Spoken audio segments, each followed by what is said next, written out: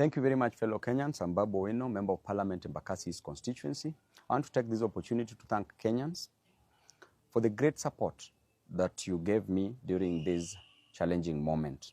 I was arrested on Tuesday, the 18th day of July, 2023 at Jomo Kenyatta International Airport around 9 p.m., handcuffed, blindfolded, and thrown in a boot of a Subaru car, driven in the middle of nowhere, put in a solitary confinement.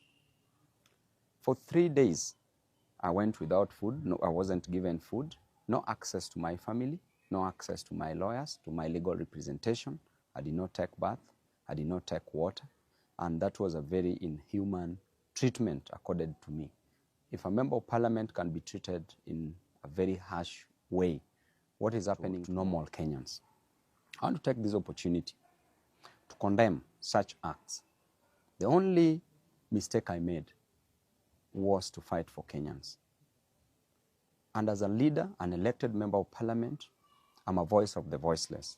I'm a messenger. You can kill the messenger, but you will never kill the message. You can harass the messenger, but you will never destroy the message that is delivered. And if fighting for Kenyans is what will cost me my life, so be it. I'm an elected member of parliament whose role is to fight for Kenyans, is to fight for the downtrodden, is to fight for the people who are languishing in abject poverty, is to ensure that I deliver the best to them. And that is what I've been doing. Since I was a student leader, I was fighting for the interest of Kenyans, and I will continue fighting for the interest of Kenyans. I will never be gagged. And in fact, what you're doing to me and what you're doing to other leaders will just catalyze this reaction. We will do it even better. We will ensure that we will never be intimidated, we will never be cowed. As you can see, there are very harsh conditions in this life. Life is unbearable. The cost of living must come down. The price of fuel must come down. The price of hunger must come down. The price of other commodities must come down. A good leader is one who ensures that his people do not suffer. Subjecting people to these harsh conditions, to suffering, means that you are fighting for a personal interest.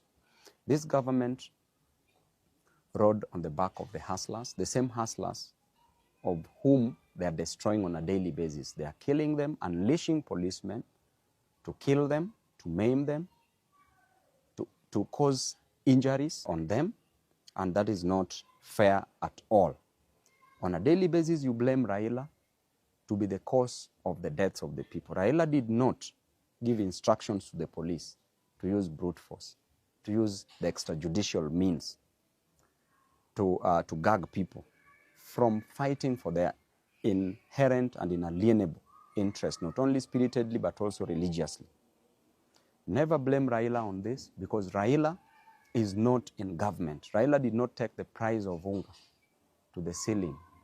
Raila has not raised the cost of living. You as President Ruto, you as Rigathi Gachagua, what you are doing to the people is to deny them their fundamental human rights.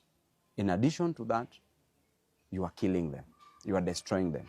These hustlers, what will you tell them in 2027? How will you explain to them that you are the same person who used to fight for their interest, that you are the same person who condemned the extrajudicial killings? How will you explain to these hustlers? And I can tell you, even in the Bible itself, a story is told in the book of 1 Kings from chapter 12. When King Solomon had passed on, because King Solomon passed on after increasing taxes, there was heavy burden on the people. And after he passed on, his son, Rehoboam, took over. People went to Rehoboam as the new king and requested that the burden be lifted from their shoulders, that the cost of living to go down. And I invite you as Ruto to read this book, because it will teach you a lot. When people talked to Rehoboam to reduce the cost of living, he told them that he would go and consult the people who had worked with his father, the elders. When he went to the elders told him to listen to the voice of the voiceless, to listen to his people and reduce the cost of living. His father went to the young men whom he grew up with. his age mates, who advised him that he should be harsh on the people. He went back to the people, told the people that I have a solution for the heavy burdens on your shoulder, and the solution is simple. That number one, my little finger is thicker than my father's waist. That is what Rehoboam told the people. Number two, he said, if my father used whips on you, I will unleash scorpions on you. The third thing that Rehoboam told the people is that if there is heavy burden on you, I will make it heavier. This made people to rebel. Because of the harsh treatment of the people, it led to the 12 tribes being divided into two kingdoms. One kingdom was the kingdom of Judah, which comprised of the two tribes, ruled by Rehoboam as the king, just as what is happening. And the other 10 tribes rebelled, and they formed the kingdom of Israel that was ruled by Jeroboam. And I can assure you that if you impose heavy taxes on your people, you are meant to go down. You will go down. It doesn't matter who is the messenger. You can destroy the messengers, but the message is clear that you will go down. You may be advised by the fools around you, as we always know, and a leader is known by the people surrounding him. If you are surrounded by the 4 fools, you become the 5th fool. If you're surrounded by 4 wise men, you become the 5th wise man. But as things are clear, in black and white, you are surrounded by fools. I can clearly tell you that Kenya, where it is headed, just like in the Bible, will go down because of the heavy cost of living you're imposing on the people. Because of the high cost of living, because people lack a lot in life, you are rushing to build for people houses. People don't need houses. People just need food. People need school fees. And as a leader, I know what it is to lack food. That's why I will fight for them, because I lacked food at some point. If you tell me you lack food, I know what it is to lack food. If you tell me that you lack school fees, I know what it is to lack school fees. You are rushing to build for people houses, which is not a main challenge, but people's main challenge is the food. Just let the cost of living come down. If it doesn't come down, it must be forced to come down.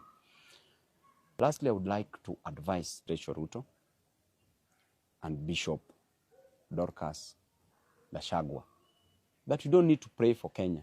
You don't need to pray for people. Pray for your husbands. The problem is in your house. The problem is not outside the door. You are living with the problem. Don't cast the demons. Look near you. You will see them.